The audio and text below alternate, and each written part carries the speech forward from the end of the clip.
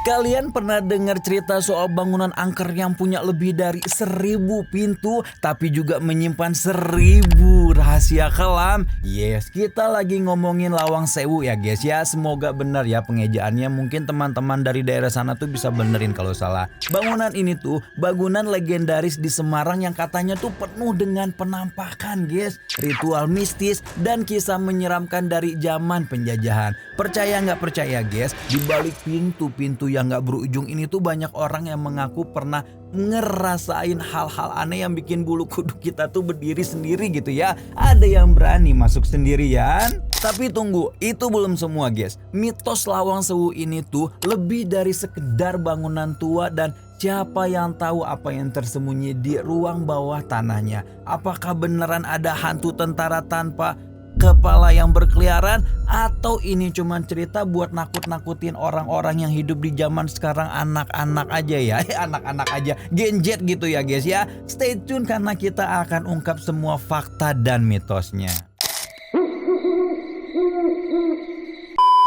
Menurut istilah orang Jawa, nama lawang itu berarti pintu dan sewu bermakna 1000 ya. Dulu 1000 itu tuh udah banyak banget ya guys ya. Nggak kayak sekarang 1000 tuh buat bayar parkir pun nggak cukup gitu ya. Sekarang tuh zamannya 271 triliun ya guys ya. Nah, mengapa disebut Lawang Sewu alias 1000 pintu itu? Jadi Lawang Sewu adalah bangunan era kolonial yang terletak di jantung kota Semarang, tepatnya di Jalan Pemuda Dadi, Semarang, Jawa Tengah ya. Bangunan ini tuh dibangun pada awal abad ke-20-an oleh perusahaan Hindia Timur Belanda. Bangunan-bangunan megah ini tuh ya berfungsi sebagai kantor pusat perusahaan kereta api pemerintahan kolonial semasa Belanda. Nah, jadi Lawang Sewu dulunya itu tuh kantor administrasi kereta api swasta milik Belanda yang namanya tuh aduh sedih banget ya, bacanya susah guys. Pokoknya tulisannya tuh gini ya dia. Mamang editor tolong ditulis ya guys ya. Karena susah kita singkat aja ya, jadi NIS ya guys ya. Bangunan ini tuh dibangun pada tahun 1864 dan selesai pada tahun 1918. Nah, bangunan ini menjadi saksi bisu pada perubahan zaman pada saat Belanda ingin membuat jalur kereta api pertama kalinya di Indonesia. Waktu tahun 1864 pertama kali pada saat itu, untuk menempuh jarak perjalanan antar kota itu tuh membutuhkan waktu yang cukup lama ya guys ya. Dan oleh karena itu, pemerintah Belanda ini tuh mutusin buat bangun jalur kereta api agar bisa menghemat waktu perjalanannya. Belanda membangun jalur kereta api di Indonesia itu tuh merancang jalur kereta api dari Semarang, Solo, dan Yogyakarta juga ke Dungjati ke Ambarawa. NIS ini merupakan perusahaan yang bertanggung jawab dalam bangunan jalur kereta api ini. Dimulailah dari tahun 1864 sampai 1867 selama 3 tahun lamanya. Yang mana awalnya pembangunan jalur kereta api ini tuh difungsiin sebagai penghubung antara Semarang sebagai bandar pelabuhan dan industri dengan wilayah pedalaman sebagai hasil bahan mentah hasil perkebunan dari Solo sama Yogyakarta sampai Balelo. Gedung Lawang Sewu sendiri dibangun secara bertahap di atas lahan seluas 18.232 meter persegi dan dirancang oleh arsitek yang berbeda-beda. Sampai proses perancangan Lawang Sewu dimulai oleh arsitek asal Belanda Insinyur P.D. Reeuw. Bangunan pertama kali yang dibuat adalah Gedung C yang difungsikan sebagai kantor percetakan karcis kereta api pada tahun 1900-an. Setelah Insinyur P.D. Reeuw meninggal dunia, kemudian Profesor J. Klinghammer dan B.J. Otdang ditunjuk buat ngelanjutin pembangunan Lawang Sewu ini. Dan setelah Gedung C selesai, lanjut ke pengerjaan Gedung A sebagai kantor utama NIS pun dimulai pada Februari 1904 dan selesai Juli 1907. Dan kalau kita lihat bentuk bangunan dalam Gedung A Lawang Sewu ini kayak gerbong kereta api ya guys ya. Jadi semuanya tuh saling berhubung seperti gerbong kereta api. Hal ini tuh dilakuin untuk mempermudah komunikasi orang Belanda pada kala itu. Jadi untuk Gedung B sendiri masih dibangun oleh Profesor J. Klinghammer dan B.J. Otdang. Sementara untuk Gedung D dan E, arsiteknya ialah Thomas Kasten dan Atayura. Enggak ya. Ia menjadi arsitek termuda dan terakhir yang merancang pembangunan gedung Lawang Sewu ini. Nah, seiring berkembangnya waktu, kereta-kereta kantor kereta api Belanda ini, maka dibangunlah beberapa gedung pendukung, yakni Gedung B, Gedung D, dan Gedung E pada tahun 1916 dan 1918.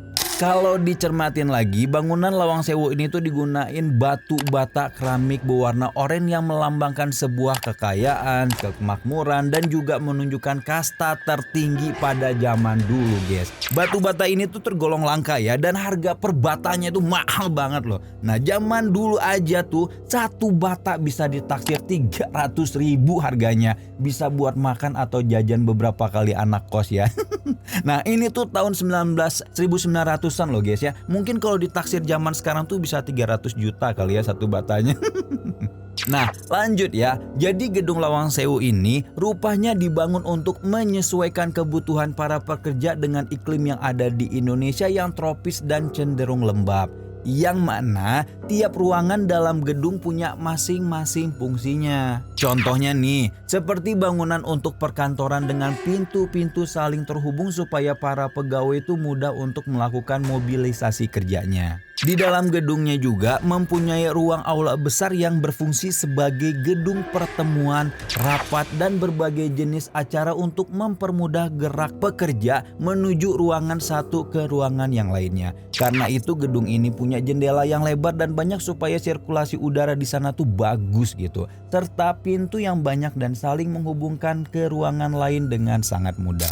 Dan yang unik, cetakan bangunannya ada yang melengkung, dan salah satunya alasan kenapa Lawang Sewu ini tuh banyak pintu bukan hanya untuk membuat sirkulasi udaranya semakin bagus, tapi juga berkaitan dengan kasta seseorang. Mereka orang-orang Belanda ini tuh sangat menjaga image ya guys ya. Jadi kalau mau ngebangun ya nggak tanggung-tanggung alias gengsinya gede gitu.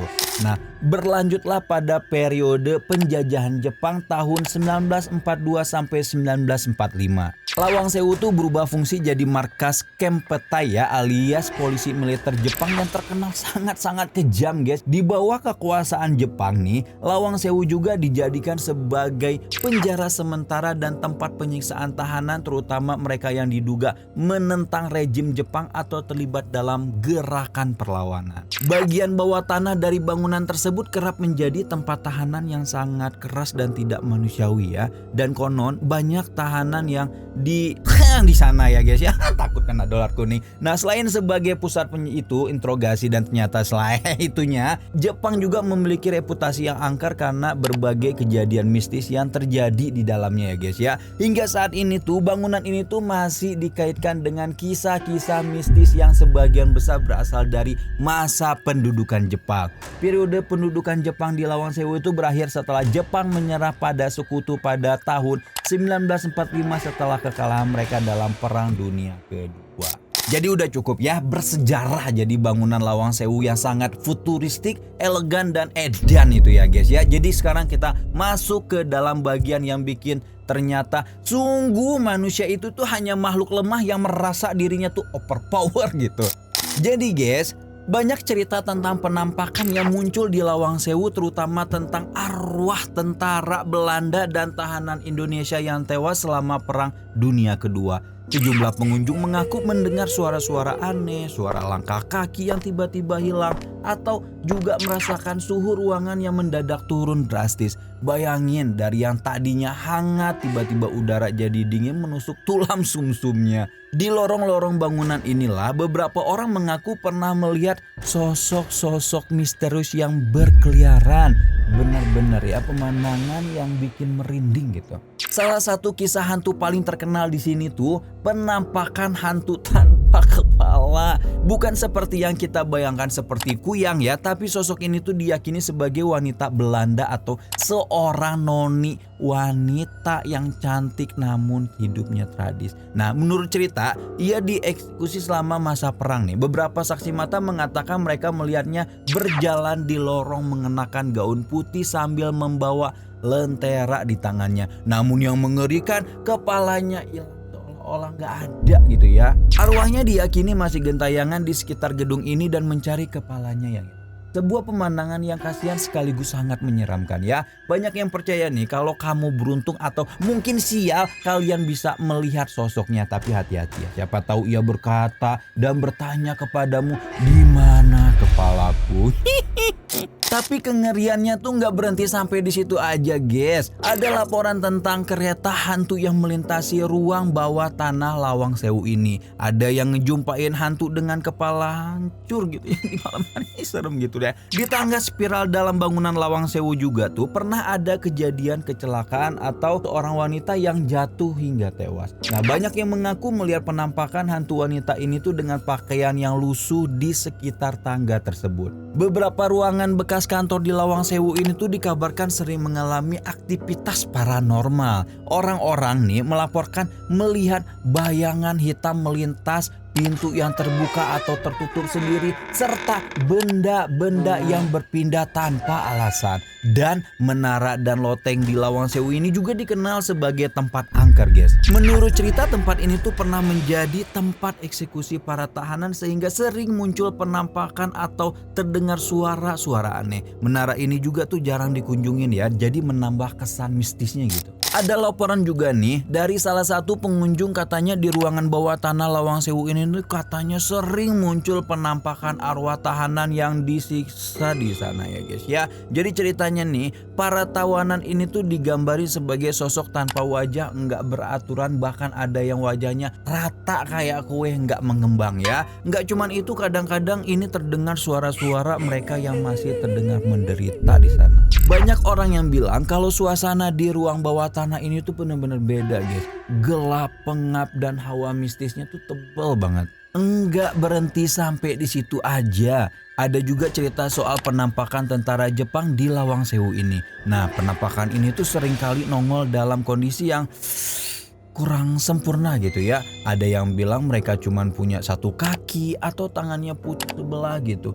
Plus sering ada aroma busuk yang nyengat banget dan bikin suasana di sana tuh makin enggak karuan gitu ya. Dan tentara-tentara Jepang ini tuh biasanya muncul di lorong-lorong sempit Lawang Sewu. Jadi kalau kalian kebetulan jalan-jalan di situ, hati-hati aja deh ya. Siapa tahu tiba-tiba ada yang nyapa dari ujung lorong, kan serem gitu. Nah, bicara soal lorong, ini juga nggak kalah serem guys. Beberapa lorong di Lawang Sewu ini dikenal sering dihantui oleh arwah tentara atau noni Belanda yang tewas saat itu. Banyak pengunjung yang merasa kayak diawasi atau mendengar langkah kaki cepat-cepat yang jelas-jelas bukan dari mereka gitu.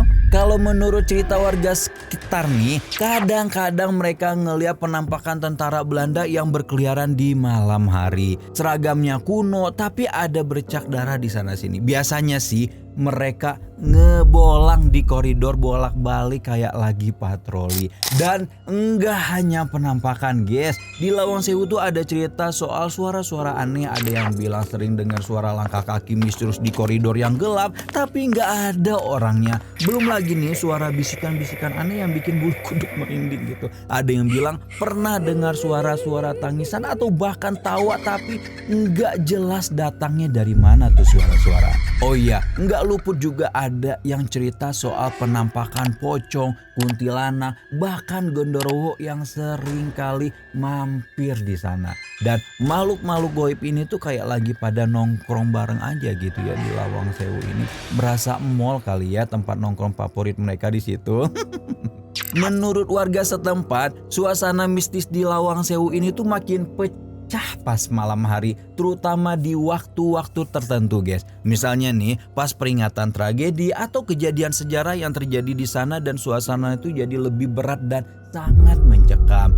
Udah gitu katanya tuh puncak mistis itu tuh pas tengah malam guys. Jadi buat kalian yang berani kesana malam-malam siapin mental ya guys ya sebelum kesana. Beberapa pengunjung yang berani uji nyali tuh pernah coba ngerekam fenomena supernatural di Lawang Sewu ya. Tapi anehnya begitu gambar penampakan tertangkap kamera, rekamannya tuh langsung gangguan, blur, penuh distorsi, bahkan ada yang error total ya. Kayaknya sih para arwah di sana tuh nggak mau terlalu eksis di depan kamera ya.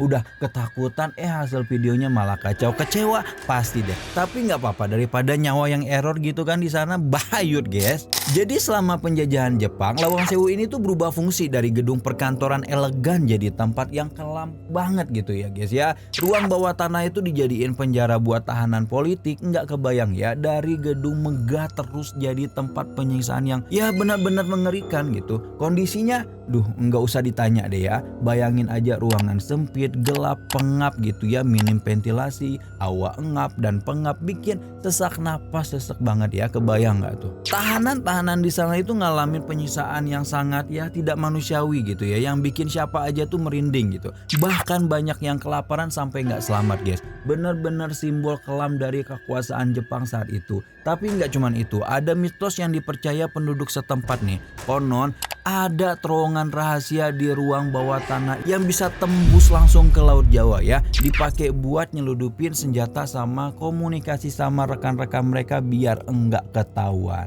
Nah, lanjut ke bagian pintu-pintu. Kalian pasti penasaran kan kenapa banyak banget pintu-pintu di Lawang Sewu ini? Dan ternyata enggak cuman arsitekturnya aja yang bikin menarik, tapi juga cerita horornya guys.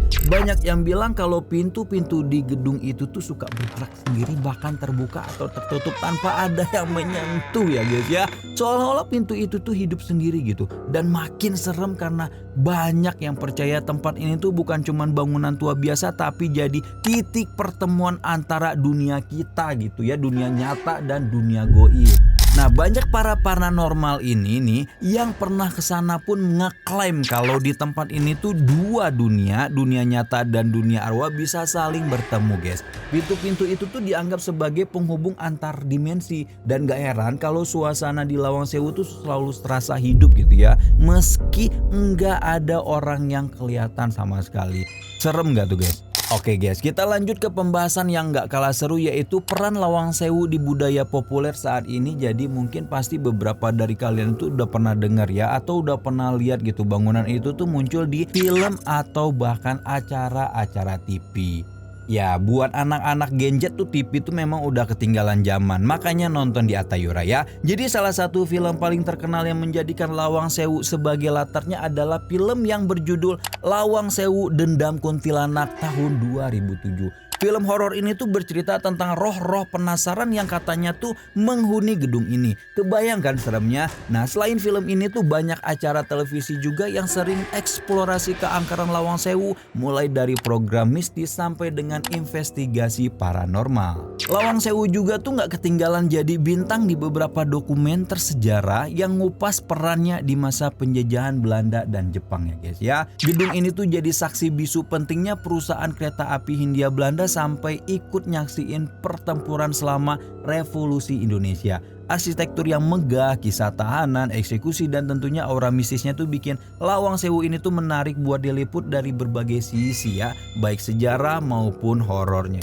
Nah, buat kalian yang suka uji nyali nih, sekarang banyak banget operator wisata yang nawarin tur malam mistis di Lawang Sewu. Dalam tur ini tuh kalian bisa menjelajahi bagian-bagian gedung yang gelap gulita cuman ditemani cahaya senter doang. Deg-degan gak tuh? Cerita-cerita seram ini tuh bakal bikin suasana makin mencekam ya guys ya. Dari ruang bawah tanah yang bekas penjara sampai ruang-ruang kantor yang katanya tuh sering jadi tempat nongkrong para arwah-arwah penasaran. Dan pokoknya beda banget deh sama pengalaman tur malam dan siang hari di sini. Jadi buat kalian yang suka tantangan, boleh banget cobain wisata horor ini ya guys ya.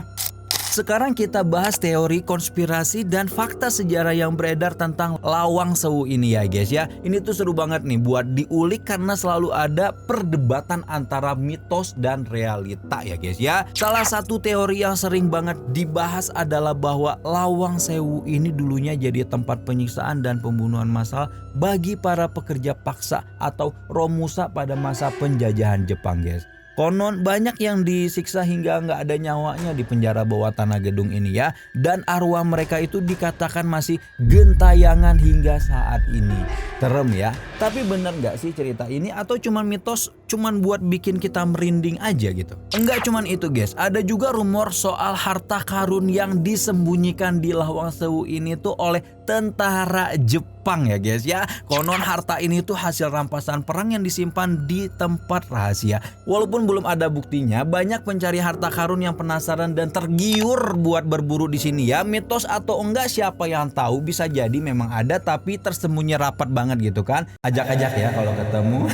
Selain itu ada teori yang bilang juga bahwa Lawang Sewu itu jadi tempat pertemuan rahasia bagi jaringan intelijen selama perang guys. Banyak yang percaya tempat ini tuh dipakai buat nyusun strategi atau rencana serangan ya. Tapi sayangnya lagi-lagi klaim ini tuh nggak didukung bukti fakta yang kuat. Jadi mungkin aja cuman teori yang berkembang dari imajinasi aja. Faktanya meskipun tentara Jepang memang menguasai Lawang Sewu, bukti sejarah memang tentang eksekusi massal di sini itu sebenarnya sangat terbatas ya. Penjara bawah tanah yang sering diceritain sebagai tempat penyiksaan itu tuh sebenarnya lebih banyak digunakan buat penyimpanan barang. Jadi meski mungkin ada tahanan yang disiksa di sana, cerita soal eksekusi massal kemungkinan besar itu tuh cuman dari mitos yang berkembang seiring berjalannya waktu biar seru aja gitu kali gitu ya guys ya. Nah, jangan lupa Lawang Sewu juga punya peran penting dalam sejarah Indonesia, terutama selama pertempuran 5 hari di Semarang pada tahun 1945.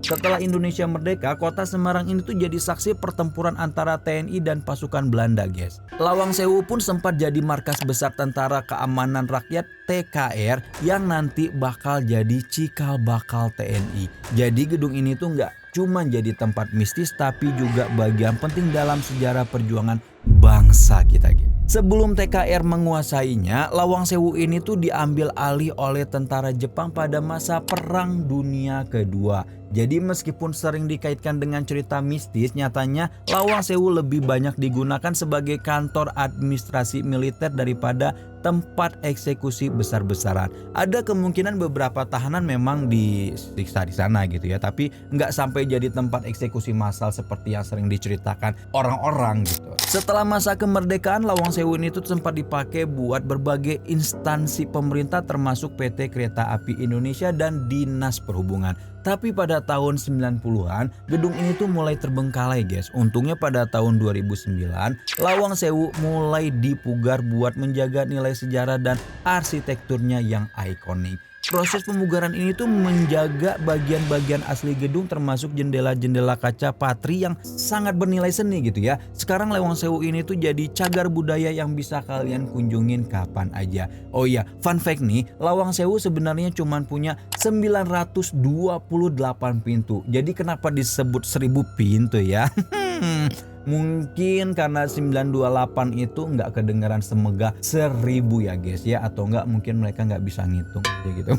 Nah, gimana nih menurut kalian? Apakah Lawang Sewu beneran angker atau lebih banyak mitosnya daripada faktanya? Nah, kalau ada yang udah pernah ke sana atau punya cerita seru tentang Lawang Sewu, jangan sungkan buat share di kolom komentar ya guys ya. Sampai ketemu di video selanjutnya. Kalau ada yang mau dibahas soal apa aja, kalian bisa tulis di kolom komentar.